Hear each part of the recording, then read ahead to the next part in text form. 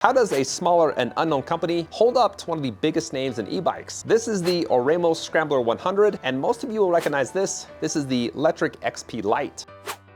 For most of the review, I'll be focusing on the Oraimo because I've already reviewed the XP Lite, but I wanted to give you something to compare this to. That way we can tell if Oraimo is a company you need to pay attention to or just another run-of-the-mill e-bike. Before I begin, both are comparable in price. Oraimo is just a little bit more expensive at $100 more. So let's find out if it's worth to invest $100 more into something new or stick to something that's been proven and tested.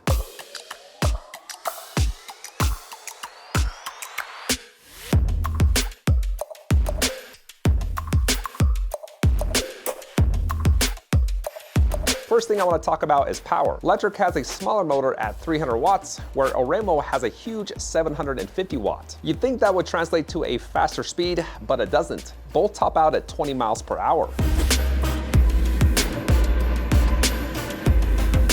Hill climbing power is where you start to see a difference in motor size. With the Lectric, it wasn't able to bring me up that 26% grade. I did have to stand up and help it to make it to the top. Where with Oraimo, it powered up all the way. Getting it to the top!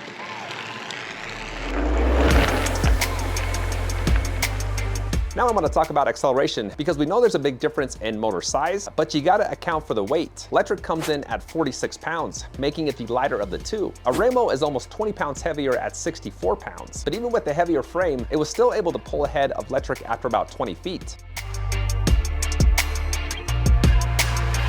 And then there's brakes.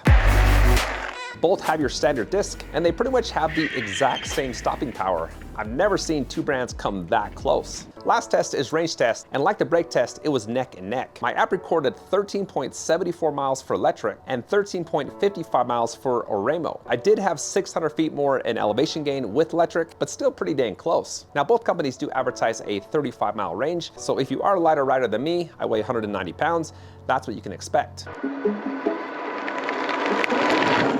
Before I end, I want to talk about a few more things. The first is the frame, and from a distance, they look pretty similar. But as you dive in, Lectric does adjust more. The handlebars adjust higher so you don't have to lean over as much, and the saddle raises about an inch higher as well. With the Oraimo, when I raised the seat to the highest level, I couldn't fully straighten out my leg, and so you do have a larger rider size with Lectric. Moving on to the paint job, I like the bright and vibrant color that Lectric has, but Oraimo sparkles in the sun, which I just thought looked pretty cool. Two of the biggest differences which I feel give Oraimo the upper hand. The first one is the seat post suspension. Check out how much play you have in the suspension. It's just, look at that. It's like you're riding a trampoline.